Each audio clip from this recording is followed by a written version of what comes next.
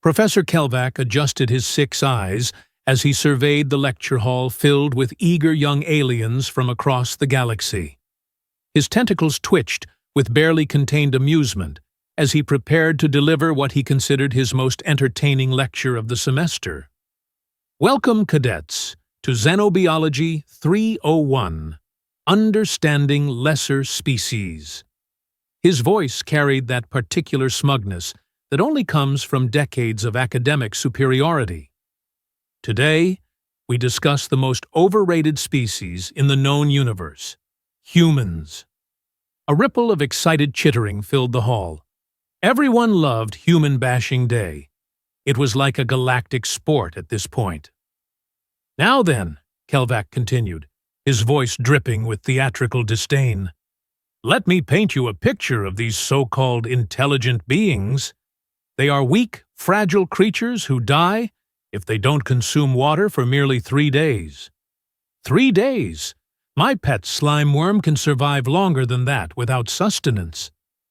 Laughter erupted from the Zephyrian students, their crystalline bodies chiming like wind chimes. The Gromnacs snorted through their tusks, while the insectoid hivelings clicked their approval. But wait, there's more. Kelvac was on a roll now. These pathetic beings actually require 8 hours of unconsciousness every single day to function. Can you believe it? While we conquer stars, they're taking naps like newborn larvae. More laughter. This was going better than usual. And their technology? Oh, this is the best part. He paused for dramatic effect. They still use chemical propulsion for space travel. Chemical? They might as well be throwing rocks at the cosmos and hoping for the best. A tentacle shot up from the back row.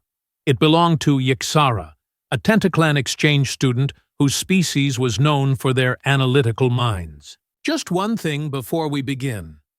YouTube tells me 94.3% of you watching aren't subscribed. Subscribing is free. It really supports the channel, and you'll get more amazing HFY sci-fi stories delivered straight to you. Don't miss out. Professor, she gurgled through her translator. What about their military capabilities? Surely they must have some redeeming qualities if they've managed to survive this long.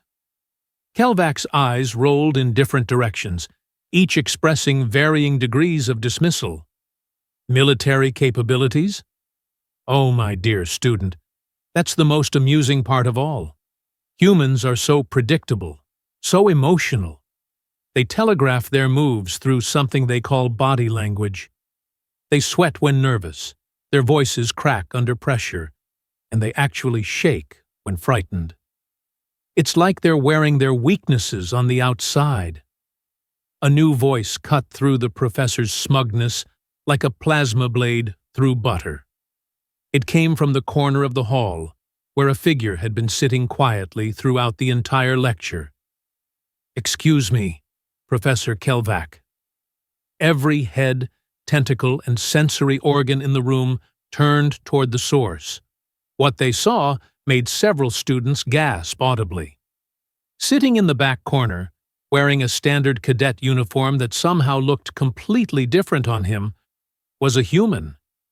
The silence that followed was so complete, you could have heard a photon drop. Yes, Kelvac managed, his voice suddenly much less confident. How had he missed a human in his own classroom? His reputation for observation was legendary. The human stood up slowly, and there was something about the way he moved that made every predator instinct in the room ping like a sonar array. He wasn't tall by galactic standards, maybe 6 feet, but he carried himself with a presence that seemed to fill the entire auditorium. My name is Jake Morrison, he said, his voice calm and measured. I've been sitting here for the past 45 minutes, listening to you describe my species to a room full of future military officers and diplomats. I thought you might appreciate some corrections. Professor Kelvac's tentacles began to curl defensively. Something about this human's tone suggested that the next few minutes were going to be extremely uncomfortable. "Now, see here, Cadet Morrison." Kelvac attempted to regain control. "This is an advanced xenobiology course. I hardly think." "You hardly think," Jake interrupted, and the temperature in the room seemed to drop several degrees. "That much is becoming clear. Tell me, Professor, when you were explaining how humans need water every 3 days, did you happen to mention that we've survived weeks without it in extreme conditions? Or that we can drink our own recycled urine if necessary?" A hiving cadet made a disgusted, clicking noise. "Oh, that bothers you?" Jake's smile was sharp enough to cut steel. "Wait until you hear about what we eat when we're really hungry." Kelvac tried to interrupt, but Jake was just getting started. "And those 8 hours of sleep you mentioned? That's luxury time, Professor. Humans can function on 2 hours of sleep for days on end. We have documented cases of soldiers staying awake for over a week during combat operations. But here's the really fun part." His gaze swept across the room, and several students instinctively shifted in their seats. "We can wake up instantly from deep sleep if we detect danger. No warm-up time, no grogginess. 0 to combat ready in under 2 seconds. The room was dead silent now. Even the usual background hum of the environmental system seemed muted. But let's talk about that primitive chemical propulsion system. Jake began walking down the steps toward the front of the class, and every eye tracked his movement. "You know what chemical propulsion gets you, Professor? Reliability. When your fancy gravitic drives fail because of a solar flare, or your quantum tunneling engine gets disrupted by a magnetic field, our primitive rockets still work. They work in any environment, under any conditions, with fuel you can literally make from water and atmospheric gases." A Gromnak student raised his tusk hesitantly. "But surely the inefficiency—" "Inefficiency?" Jake laughed, and the sound held no humor whatsoever. "Let me tell you about efficiency. When humans go to war, we don't need specialized combat forms or environmental suits for different planets. We adapt. We've fought battles in frozen wastelands where the air itself crystallizes, and in deserts so hot that metal melts. We've waged war underwater, underground, in zero gravity, and in toxic atmospheres that would dissolve most of your species." Professor Kelvac was beginning to realize that this lecture had gone very, very wrong. "And you want to know the best part about human predictability?" Jake had reached the front of the class now, and he turned to face the assembled students. "Everything you just described as weaknesses, their deception techniques, the word hung in the air like a toxic gas. We sweat when nervous? Sometimes. We also sweat when we're about to attack, or when we're perfectly calm but want you to think we're nervous. Our voices crack under pressure? Only if we let them. Most of the time, that cracking voice is bait to make you think you have the upper hand." A Zephyrian student chimed a question. "But the shaking when frightened—" "Adrenaline," Jake cut him off. "What you interpret as fear is actually our combat enhancement system activating. When humans shake from fear, we're not becoming weaker. We're becoming faster, stronger, and more dangerous. It's our bodies preparing to do violence on a scale that would traumatize most species." The silence in the room was now absolute. Even Professor Kelvac seemed frozen.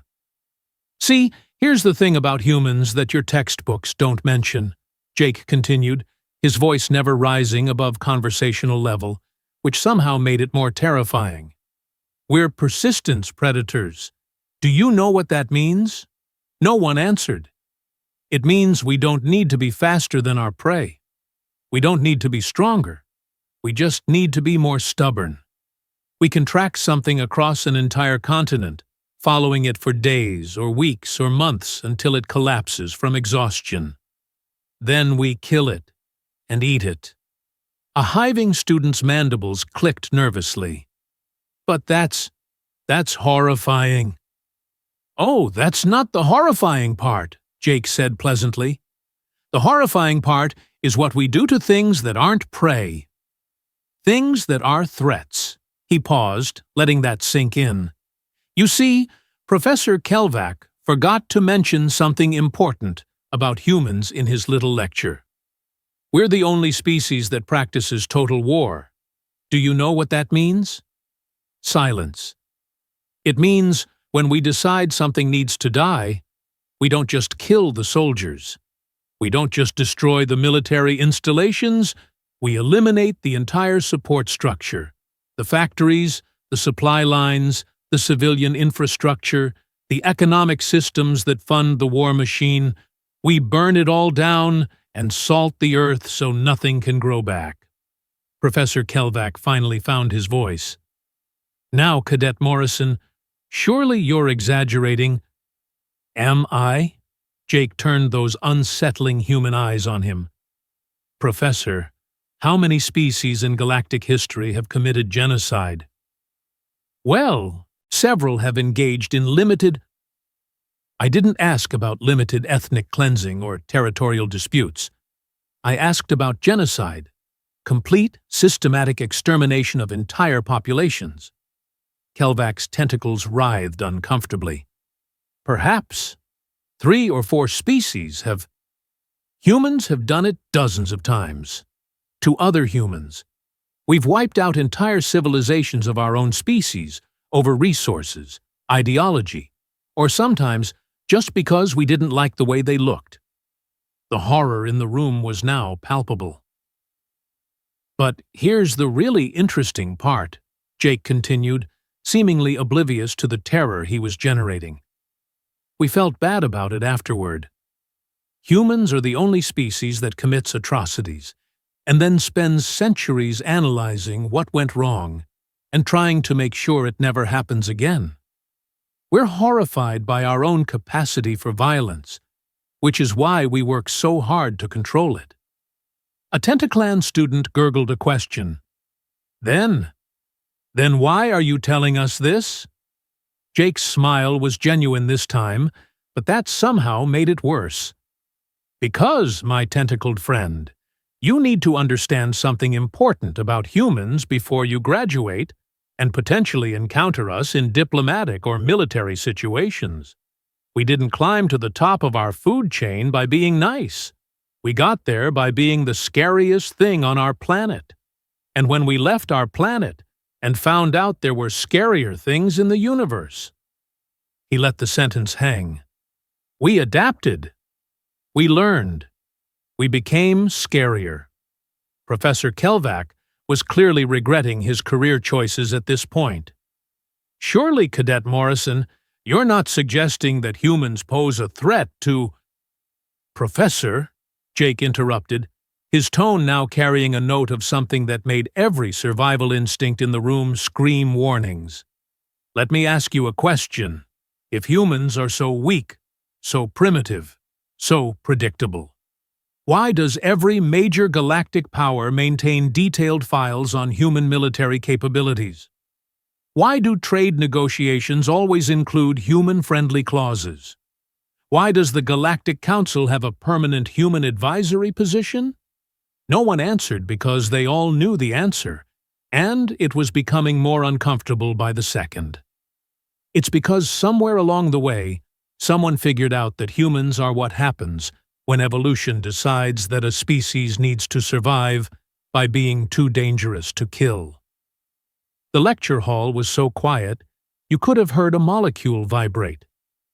You want to know what humans really are, Professor Kelvac?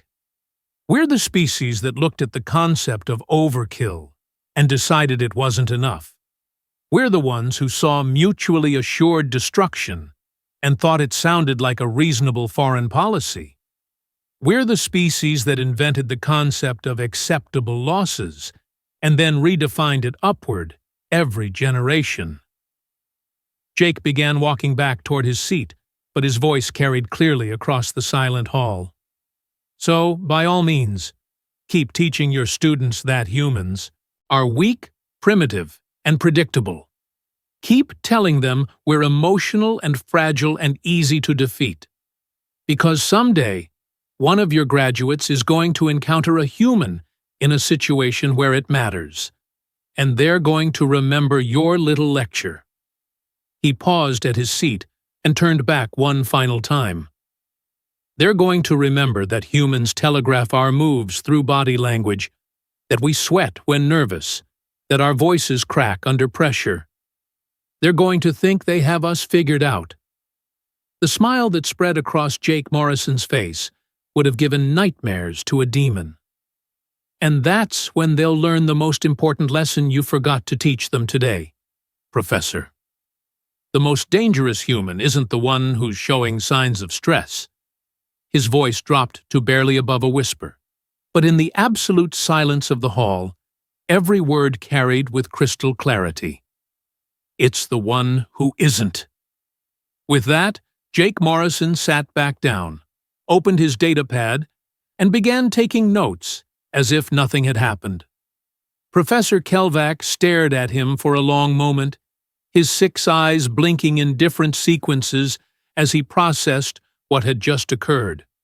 Finally, he cleared his throat and attempted to regain some semblance of control over his classroom. "Well," he managed, his voice only slightly unsteady, "perhaps we should move on to the next topic." But as he looked out over his students, he could see that the damage was done. Every cadet in that room was looking at the quiet human in the corner with new eyes. They were no longer seeing the weak, predictable, emotional creatures from their textbooks. They were seeing something far more dangerous. They were seeing the truth. The next morning brought an emergency faculty meeting that Professor Kelvac would have gladly avoided. Word of yesterday's incident had spread through the academy like wildfire, and now he found himself sitting across from Admiral Vorthak, the academy's director, whose 4 arms were crossed in what could only be described as extreme displeasure. "Explain to me," the Admiral's voice rumbled through his translator with the patience of someone who had none left, "how a single human cadet managed to completely undermine 40 years of established xenobiological curriculum in one lecture." Kelvac's tentacles writhed nervously. "Admiral, I assure you the situation was highly irregular. Cadet Morrison displayed knowledge far beyond what any first-year student should possess." "First year?" Admiral Vorthak's eye stalks swiveled toward the datapad in front of him. According to his file, Morrison is a transfer student from the Human Defense Academy. He's not first-year anything, Kelvac. He's a decorated combat veteran with 3 years of frontline experience against the Krillian raiders. The blood drained from whatever Kelvac used for circulation. Combat veteran? But his age. Humans reach combat readiness at 18 standard years. Another voice, interrupted from the doorway. Though some start younger when circumstances require it. Everyone in the room turned to see Jake Morrison himself, standing in the entrance, flanked by 2 Academy security officers who looked distinctly uncomfortable with their assignment. "Cadet Morrison," Admiral Vorthak gestured to an empty chair. "Please, join us. I believe we need to have a conversation." Jake walked to the indicated seat with that same unsettling confidence he'd displayed in class. As he sat down, Kelvac noticed something he'd missed before. The way the human's eyes constantly tracked movement around the room, cataloging exits and potential threats without seeming to do so. "I understand there was some disruption in Professor Kelvac's class yesterday," the Admiral continued. "No, sir," Jake replied calmly. "There was education." Sometimes the two look similar from the outside. A ripple of nervous laughter came from the other faculty members present, but Admiral Vorthak remained stone-faced.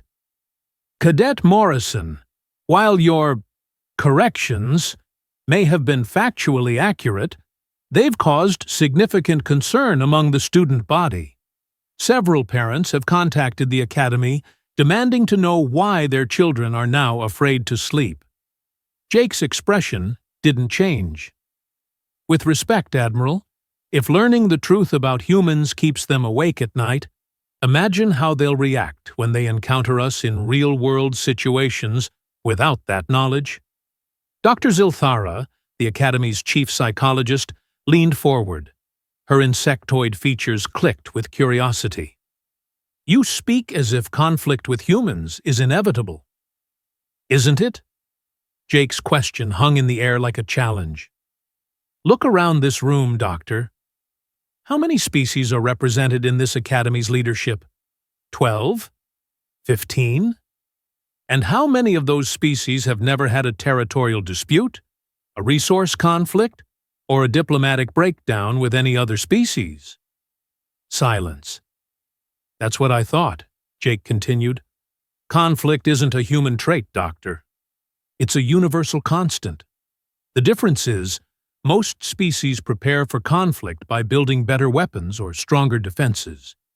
Humans prepare by understanding our enemies better than they understand themselves. Professor Kelvak found his voice again.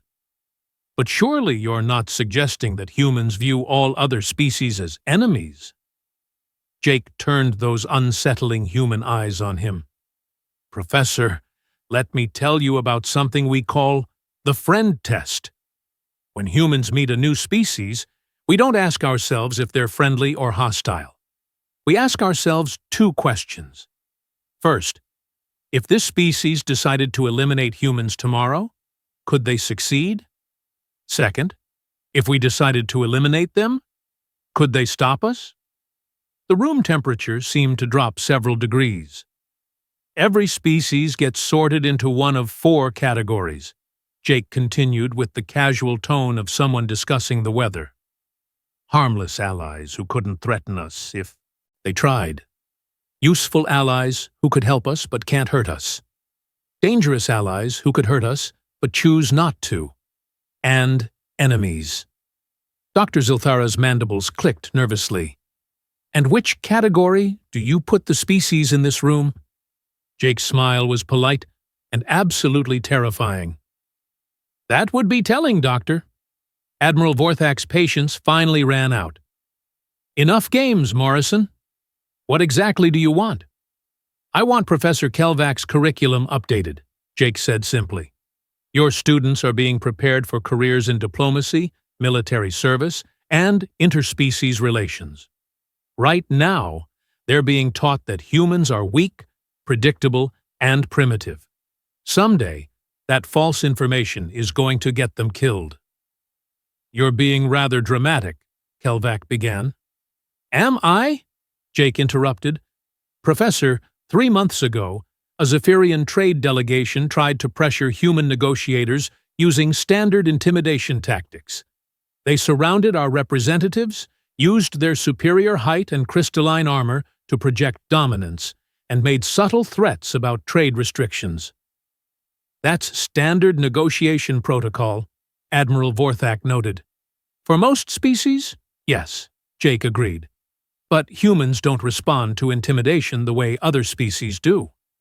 When you threaten a human, you don't make them more compliant. You activate their threat assessment protocols. What happened? Dr. Zilthara asked, though her tone suggested she wasn't sure she wanted to know.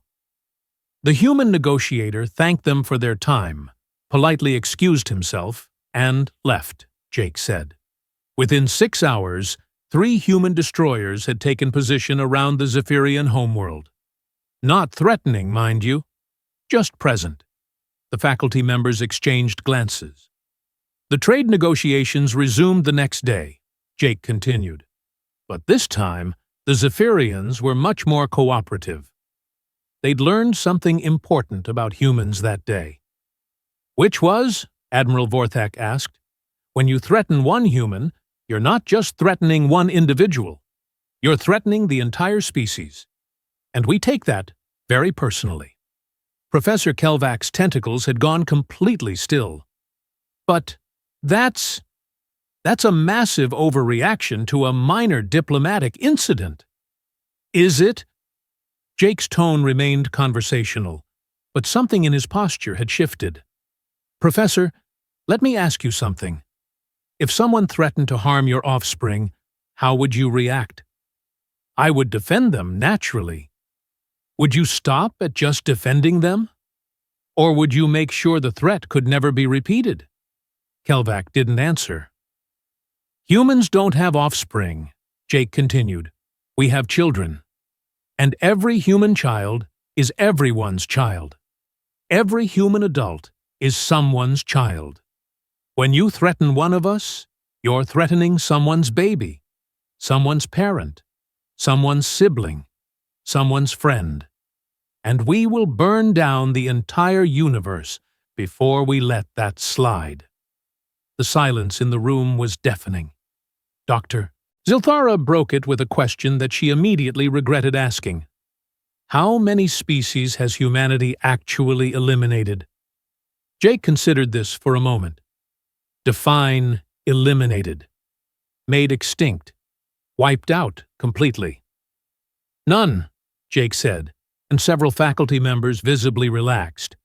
However, he continued, and the tension snapped right back, we've rendered 17 different hostile species functionally extinct by destroying their military capabilities, economic infrastructure, and technological base so thoroughly that they reverted to pre-industrial civilization levels. 17? Admiral Vorthak's voice was barely a whisper. In the past 50 years, yes. But here's the interesting part. Jake leaned back in his chair, completely relaxed. 15 of those species are now human allies. We rebuilt their civilizations, helped them recover their technology, and integrated them into human-friendly trade networks. And the other two? Jake's expression grew cold. The other two were given the same opportunity and chose to keep fighting. No one asked what happened to them. You see, Jake continued, humans have a saying, speak softly and carry a big stick. It means we prefer diplomacy, negotiation, and peaceful resolution. But it also means we maintain the capability to end any conflict decisively if peaceful methods fail. Professor Kelvac finally found his voice. But this portrayal of humans as some kind of galactic enforcers, surely it's exaggerated. Jake pulled out his datapad and activated a holographic display. These are the current galactic conflict zones, he said, highlighting several star systems in red. 43 active wars, territorial disputes, or humanitarian crises. He manipulated the display and new information appeared. These are the conflicts where human forces are currently involved. 42 of the red zones turned blue. The only conflict without human involvement, Jake noted, is a territorial dispute between two species that specifically requested we stay out of it. How is that possible? Dr. Zilthara asked. Because, Jake said simply, we're very good at ending conflicts. Sometimes we do it through negotiation and mediation. Sometimes we do it by providing humanitarian aid and economic incentives. Sometimes we do it by parking a fleet of warships in orbit until everyone agrees to talk. And sometimes, Admiral Vorthak asked, though he clearly didn't want to know the answer. Jake's smile was razor-sharp. Sometimes we do it the quick way. The holographic display changed again, showing historical data. In the past century, the average galactic conflict lasted 14 years and resulted in the deaths of approximately 2 billion sentient beings. Conflicts involving human intervention average 6 months and result in casualties under 50 million. The numbers hung in the air like an indictment.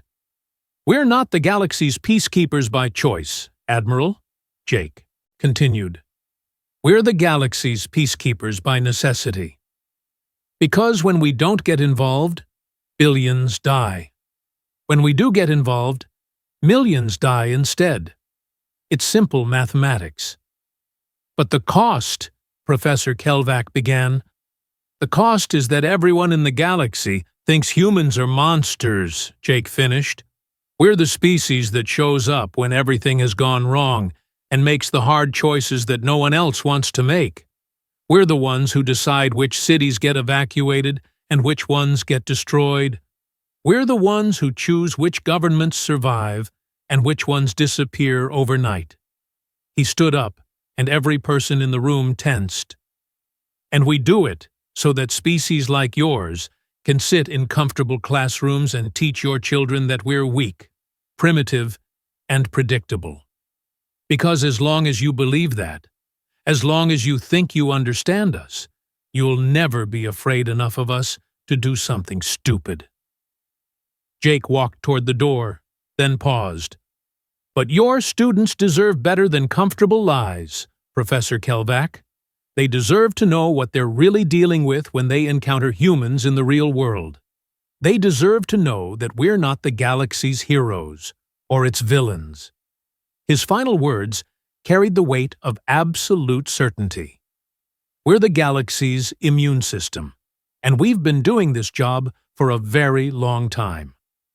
With that, Jake Morrison walked out, leaving behind a room full of faculty members who suddenly understood why every major galactic power maintained detailed files on human capabilities.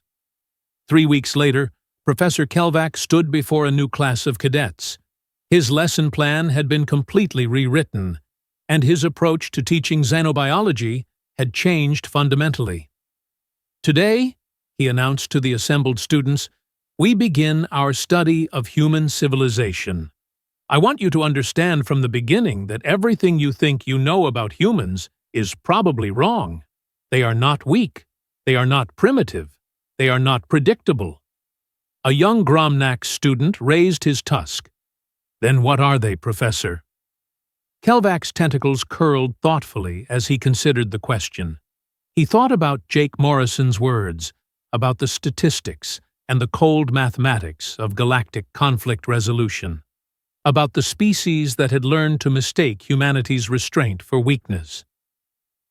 "They are necessary," he said finally, "and that might be the most terrifying thing about them." As he began his lecture, Kelvac caught sight of a familiar figure in the back corner of the hall. Jake Morrison sat quietly, taking notes, his presence a constant reminder that the truth about humans was far more complex and far more dangerous than any textbook could convey. But for the first time since that fateful day in his classroom, Professor Kelvac felt like he was actually teaching his students something that might save their lives: the truth.